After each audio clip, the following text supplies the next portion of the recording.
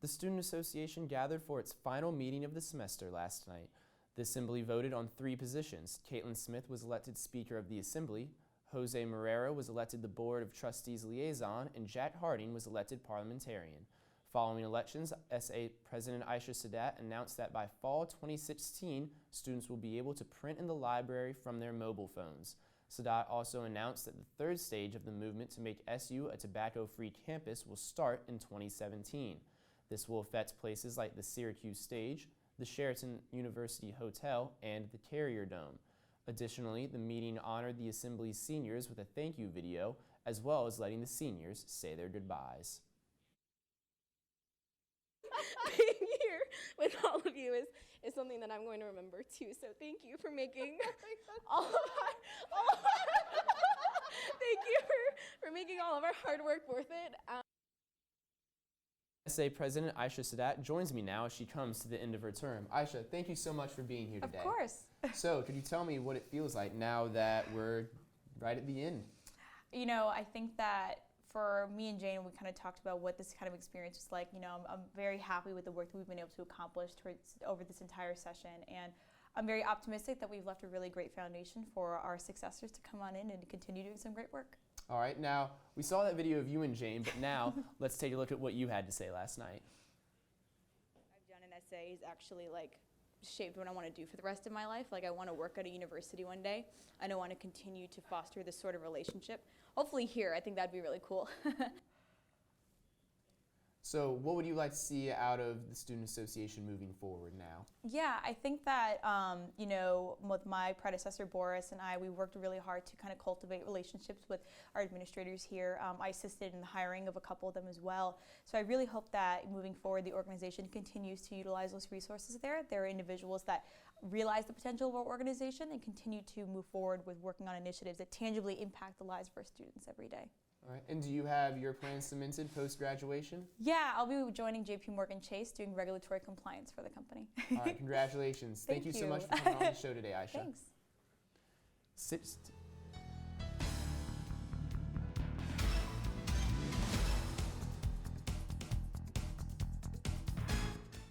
Six teams of SU students are headed to the New York State Business Plan competition. These students will go to Albany on April 29th to present their projects. One of the companies is going even further. The team called Thrive Projects won the social entrepreneurship category and is leaving on May 23rd for the Kathmandu region of Nepal. The group members will spend the summer deploying their innovative solar panel technology. Student ratings are now open online. The forum for students to provide feedback will be available until May 11th. Students are encouraged to reflect on their classes and give feedback to their professors. Nearly 80% of Syracuse University instructors say they use feedback from the student ratings to revise their courses. Students receive emails with a passcode and a link to these surveys. Each department will continue sending the emails out throughout the week. The Maxwell School of Citizenship and Public Affairs is partnering with 2U for an online degree starting 2017. The degree is called the Executive Master of Public Administration.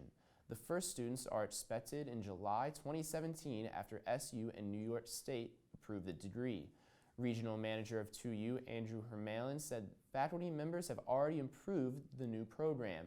Courses have been selected and faculty members are currently working on syllabi. And the Department of Sport Management will premiere a documentary next week. Sport for Life is a multimedia symposium that examines the positive benefits of sport and exercise for senior citizens. The documentary is produced by Emmy Award-winning professor of practice Dennis Denninger. The screening will take place May 4th in Grant Auditorium with a reception to follow.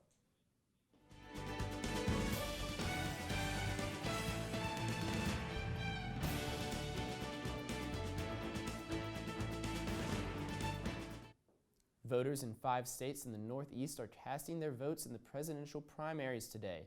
The 5 elections in Connecticut, Delaware, Maryland, Pennsylvania, and Rhode Island could be groundbreaking in the case of frontrunners Hillary Clinton and Donald Trump.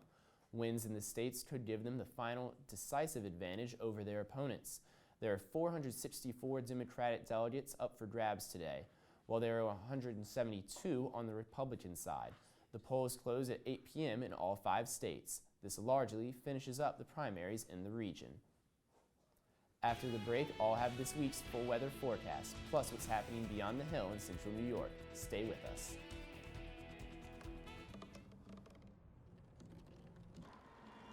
Everybody has a dream.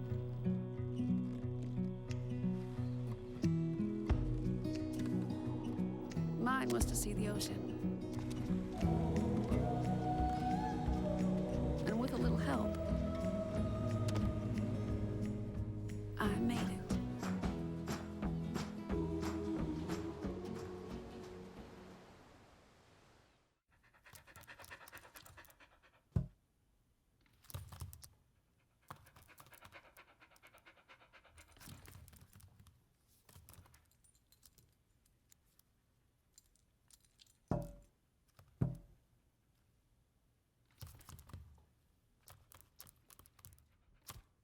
There's a shelter pet who wants to meet you. Meet one today. Visit theshelterpetproject.org. Adopt. Wow, these are really good. You act surprised.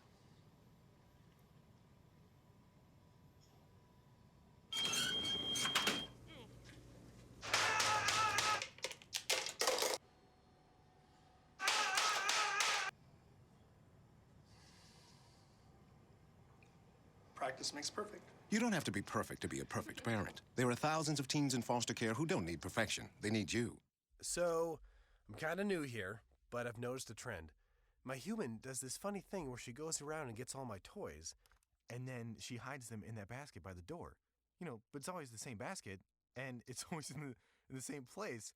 And then she acts so surprised when I find them, but, you know, she's putting them in the same basket.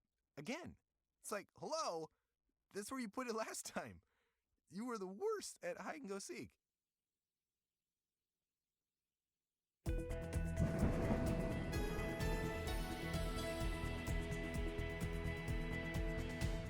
Even though it's nearly May, we still live in Syracuse, so temperatures dropped down to the 40s today.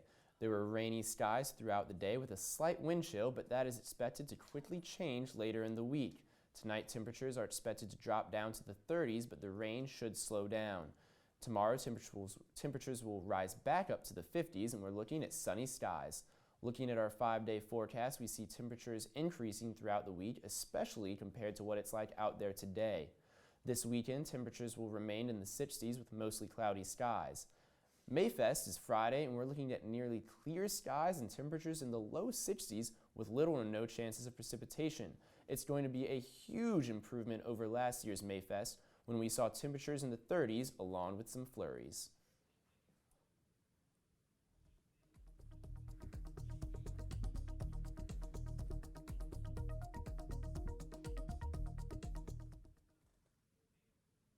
Interstate 81 South fully reopened this morning after a severe crash.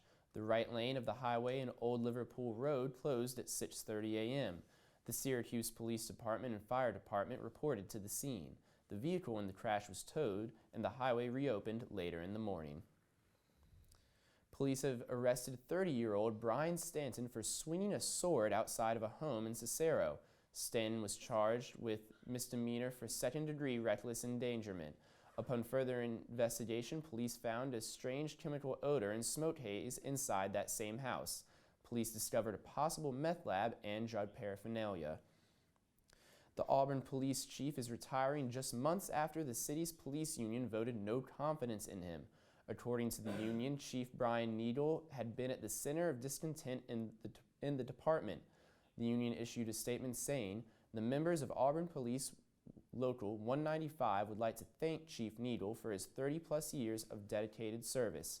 We are excited to welcome new leadership and look forward to moving in a new direction as a department." The Department of Environmental Conservation has announced the death of the black bear that was rescued from a tree earlier this month. The 200-pound adult bear was found 30 feet up a tree in Cortland County in April. The DEC pronounced the animal dead early this morning. The Animal Diagnostic Center is now examining the bear for the cause of death. The village of Frankfort Mayor has been arrested. State police say 65-year-old Frank Morocco stole over 100 road signs from the New York State Department of Transportation. This arrest follows a police investigation back in July. Morato is not only a mayor, but a sign shop foreman for the Department of Transportation in Herkimer. Morato was given an appearance ticket. He is expected in the town of Frankfort court on May 3rd. Syracuse is among 18 cities nationwide that will receive federal grants of up to $100,000 to help young offenders find housing. This aid is part of a new initiative by the Department of Justice aimed at helping ex-offenders with juvenile or criminal records up to age 24. Destiny USA will play host to a Central New York job fair tomorrow afternoon. The Recruit CNY event will be hosted by Galaxy Communications from 2 to 7 p.m. The event will feature 40 of CNY's largest employers, including Drivers Village, the New York National Guard, Wegmans, and more. And when we come back, one last look at the weather for when we wake up in the morning. And stay tuned for what's coming up on the Orange Television Network. So, I just moved in with this family, and it's embarrassing. The little one, he likes to go outside and crawl around in the giant litter box. I don't know what he's doing. I mean, I was born and I knew how to use the litter box. Look at that. That's disgusting. Oh, poop already. You're making me nervous. Oh, okay, I can't look at this anymore. I really hope he grows out of this, for his sake. So who's going to do what? I'll pack the dead batteries. Great. I'll only put what I don't need into a duffel bag. Perfect. That's totally unhelpful. No problem. Meanwhile, I will try to comfort everyone by speaking in a calm voice. And who is going to handle supplies? I can forget to do a list for us. Thanks, pal. We couldn't be any less prepared. I'm proud of you guys. Talk to your kids about who to call, where to meet, what to pack. Search Ready Kids at nyc.gov or call 311.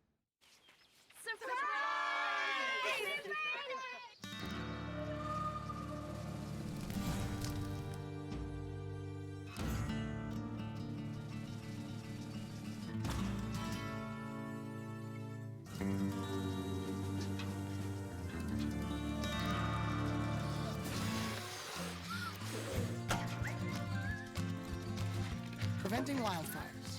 That's all Smokey wants for his 70th birthday. Coming up next on the Orange Television Network. First, it's Sports on the Quarter, followed by Orange Press Pass. Then stick around for all your entertainment news with Orange Zest at 7 and CitrusTV's political talk show Talking Points at 7:30. Tomorrow, as we wake up, temperatures will increase into the 50s. We're looking ahead to clear, sunny skies opposed to the rain that we saw today. Temperatures will continue to rise throughout the week, hitting the 60s. Little chance of rain as we head into the weekend. And attention all pretzel lovers. Today may be another big day for the presidential primaries, but it's also a big day for all the pretzel addicts out there. It's National Pretzel Day, or Free Pretzel Day as many like to call it. Don't miss your chance for freebies at Auntie Anne's Pretzels and other pretzel chains in New York.